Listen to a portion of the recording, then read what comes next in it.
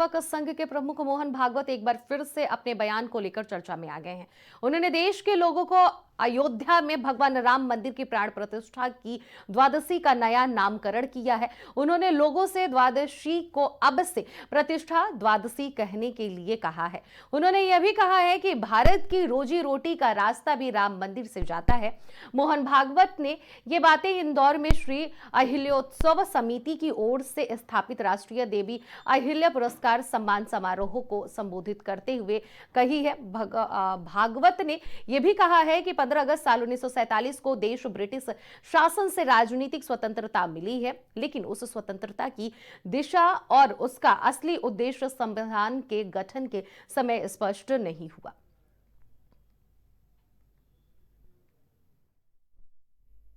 प्रतिष्ठा द्वादशी, पौष शुक्ल द्वादशी का नया नामकरण हुआ। पहले कहते थे वैकुंठ एकादशी, वैकुंठ द्वादशी, अब उसको प्रतिष्ठा द्वादशी कहना है। क्योंकि अनेक शतकों से परचक्र झेलने वाले भारत के सच्चे स्वतंत्रता की प्रतिष्ठा उस दिन हो गई। स्वतंत्रता थी, प्रतिष्ठित नहीं थी, क्योंकि भारत स्वतंत्र हुआ 15 अगस्त को, तो राजनीतिक स्वतंत्रता हमको मिल गई।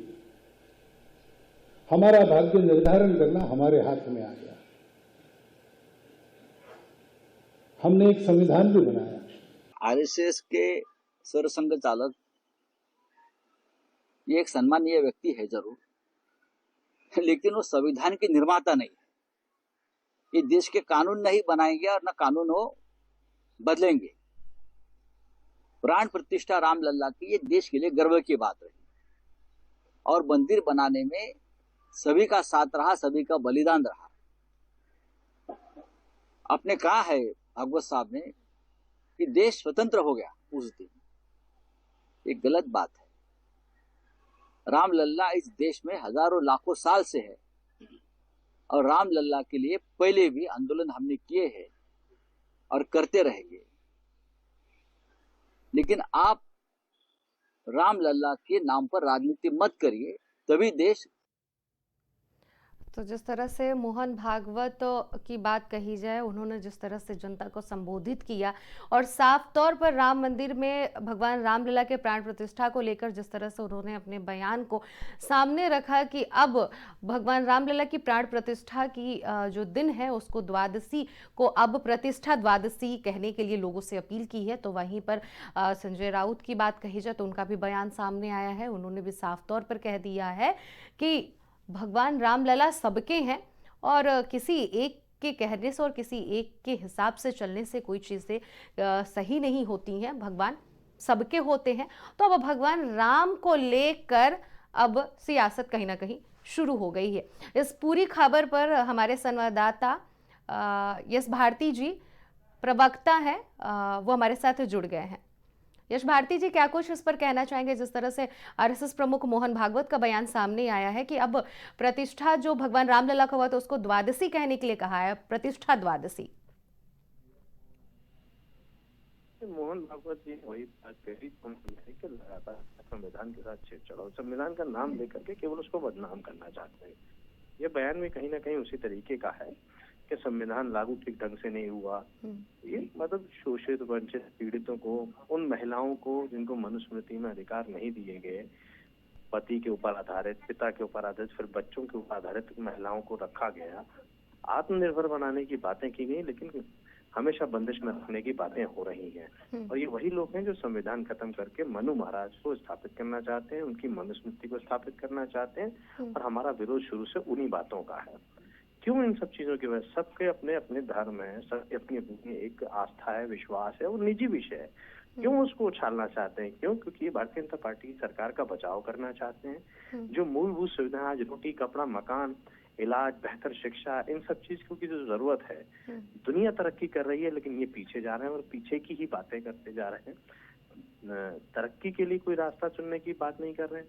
झांसी में आपने देखा जिस तरीके से ये सनातनी धर्म की बात कर रहे थे। सनातन धर्म में नामकरण संस्करण बच्चों का कोई नाम नहीं था, नामकरण तक नहीं हुआ था जो नौनिहाल बच्चे चले। किसकी लापरवाही थी? सरकार की।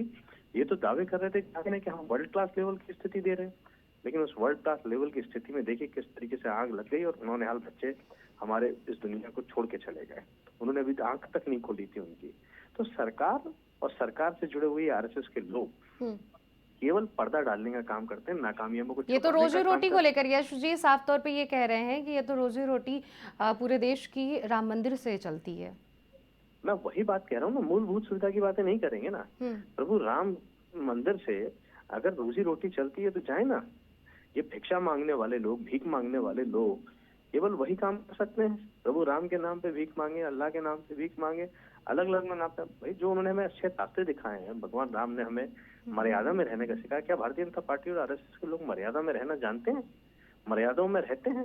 प्रभु राम का नाम लेकर के जिस तरह से अघोष करके लोगों को दंगे करना, लोगों को उत्तेजित करना, भड़कना, भड़काना, ये सब काम जो लोग कर रहे हैं मर्यादा नहीं सीख पाए प्रभु राम से। उनके चरित्र से कुछ सीखा नहीं उन्होंने, जो संदेश दिया उससे कुछ सीखा नहीं उन्होंने। केवल उनके नाम में आड़ लेकर के उनके पीछे छुपने के, ताकि हम कुछ भी कहें या कोई भी कुछ भी कहे तो संविधान को मानने वाले लोग संविधान की बात करेंगे तो ये प्रभु राम को आगे कर देंगे कि जैसे हम प्रभु राम के लिए कोई बुराई पैदा कर रहे हैं। हम संवैधानिक अधिकारों की बात कर रहे हैं। जो शोषित हैं, वंचित हैं, पीड़ित हैं, महिलाएं हैं, उनको हक अधिकार कब मिलेगा? वो ये भी कहते हैं कि सनातन का एक बहुत बड़ा हक और अधिकार था। 500 वर्षों के संघर्षों के बाद हमने भगवान रामलला के मंदिर में उनको स्थापित करवाया, प्राण प्रतिष्ठा करवाया, ये भी वो कहते हैं। मुझे आप ये बताइए कि जो महिलाएं आज नौकरियां कर रही हैं, अगर वो मैटरनिटी लीव जो बाबा साहब ने संविधान के माध्यम से अधिकार दिया था, अगर वो निजी संस्थानों में नौकरी कर रही हैं और मैटरनिटी लीव चाहते हैं अपने बच्चे का पालन पोषण के लिए या अपने स्वास्थ्य के लिए, जो जच्चा बच्चा होता है अगर छुट्टी लेते हैं तो उनकी नौकरी में तनख्वाह काट दी जाती है या उनको मजबूरी में नौकरी छोड़नी पड़ती है। कौन उनको अधिकार से वंचित कर रहा है? लेकिन परमानेंट नौकरी में कहीं किससे और कितनी परमानेंट नौकरी ये सरकारें दे पा रही हैं। तो केवल लोगों का शोषण हो रहा है निजीकरण के नाम पे। और निजीकरण में जो आजादी है, देखिए कभी भी मन लगता है मालिक का और हटा देता है। कितनी नौकरियां कितने लोगों की जा रही हैं, लेकिन उस पर बात करने के लिए भारतीय जनता पार्टी के साथ बेहतर शिक्षा के लिए लोग, बच्चे लगातार स्कूल छोड़ रहे हैं, लगातार सरकारी स्कूल बंद हो रहे हैं। निजी स्कूलों में, निजी कॉलेजों में पढ़ाने के लिए क्या लोगों के पास पैसे हैं? किस तरीके से लोग अपने बच्चों का पालन पोषण करें? अगर घर में किसी को गंभीर बीमारी हो जाए तो इलाज नहीं करा पाते, दुख के साथ उनके मरने का इंतजार करते हैं क्योंकि उनके हाथ पैर कटे हुए होते हैं। हर इलाज पैसे से हो रहा है। बेहतर शिक्षा देनी है तो पैसे से देनी है। मतलब अगर आपके पास पैसा है तो आप जी सकते हैं, नहीं तो आप मरने के लिए तैयार हो। सरकार की कोई जिम्मेदारी नहीं है, किसी तरीके की कोई जिम्मेदारी सरकार समझना नहीं चाहती। ठीक है, बहुत बहुत शुक्रिया यश जी, आपने तमाम अपडेट हमसे साझा की।